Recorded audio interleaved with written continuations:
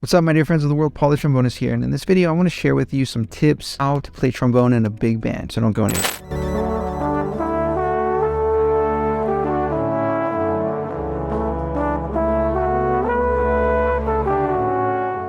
If you're new here, my name is Paul. I've been putting up videos for a long time. We're one of the first trombone channels on the internet, and I've dedicated my life to the trombone. I'm a professional trombone player in Los Angeles, and I love the trombone. So great to have you here. If you've been returning, great to see you back. Okay, let's go. Let's get right into it. So at this point in my career, I've played with hundreds of big bands, some of the top in the world, and every single seat I've played in. First, second, third, fourth, all of them. And I want to share with you on some things that I've discovered. Every single seat has a different role. But first, before we even get there, we need to know how a big band is constructed in the most important seats in the big band. So everything really stems from couple players. Two players really drive the big band. And actually, you'll find if these two players aren't good in the big band, the whole big band sucks. Okay, so the first one is you need to have an amazing lead trumpet player. So that lead trumpet player's gotta be good. They gotta be the best musician in the band. Followed by the bass player. So the bass player and the trumpet, they're key. And you will find that if any two of those players are not good, that the whole band does not sound good. And you can actually have a pretty mediocre band and have an amazing lead trumpet player and an amazing bass player and watch how they sound. They're going to sound pretty awesome. Or not pretty awesome, but better than most, because that's how important those seats are. So we need to understand that. Now that we understand that, let's talk about the rest of the way the big band's constructed. So you got the lead trumpet player, and then all the trumpet play under the lead trumpet player. And then you have the lead trombone player, and then all the trombones play underneath the lead trombone player. Then you have the lead sax player, and all the saxes play underneath that player. But all the other sections, even the lead ones, play under the lead trumpet player.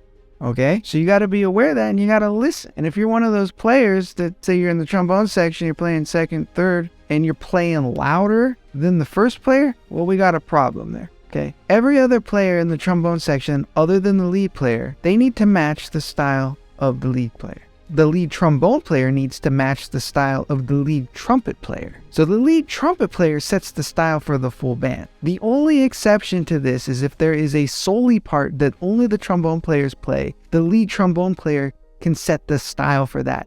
And what do I mean by style? Well, there's a little pizzazz and a little inflections and maybe a style of vibrato, right? That is very key. So now that we understand how that is, we need to be aware and listen to everything. So the lead trombone player's got to listen to the lead trumpet player, and also has to listen to the time from the bass and the relationship with the drummer. The bass player and the drummer, the bass player has to listen to the ride cymbal of the drummer. The most important piece of the drum set is the ride cymbal.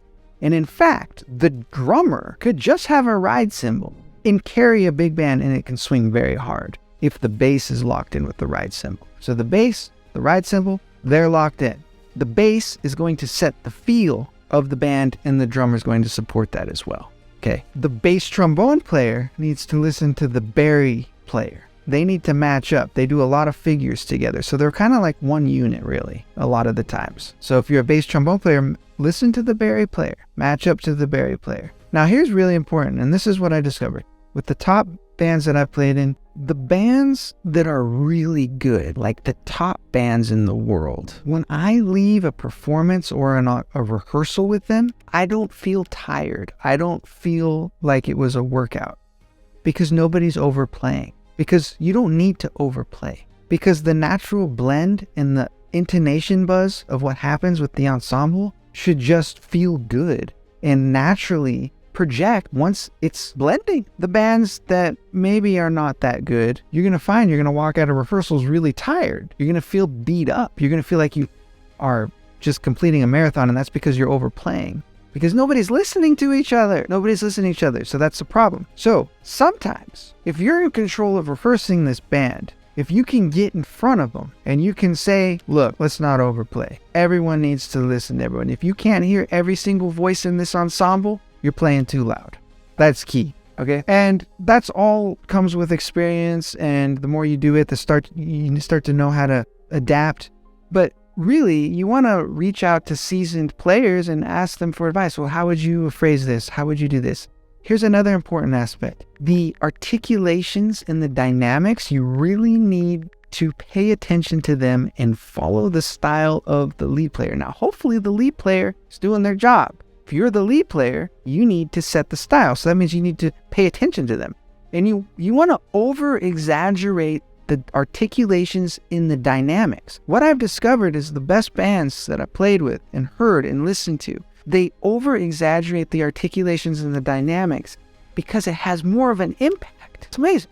And it's just a little awareness. It's just a mental switch. One of the reasons that bands will overplay, not listen to each other, is because they're so nervous and worried that they're not going to play the piece of music correctly. They're so caught up into what's on the paper that they're not focused on what's going on out here. So just have that awareness, and you're going to find that everything's going to reach levels and much higher levels with each other. Okay.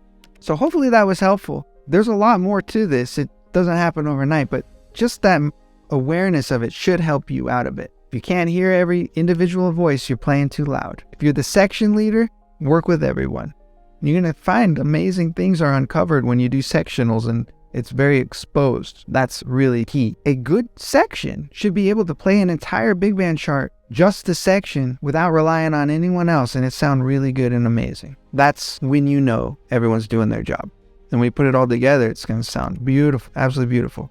So hopefully you found some value in this, and maybe a tip or two that you didn't quite think of, maybe a certain way. And if you found value in this, all I ask is for a little like and subscribe. Appreciate you all. We're over halfway to our goal of 100,000 subscribers here.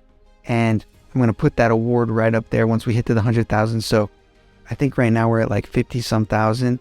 So if you haven't subscribed yet, it would mean the world to me. And if you found value in this, you're going to love this next video I got for you. So this video that's going to pop up right here, and that should help you out too on your journey. And I would love to have you here on this journey and my love of music here on this channel. So you take care, Paul the Trombonist, and I appreciate you. Signing off. Bye-bye.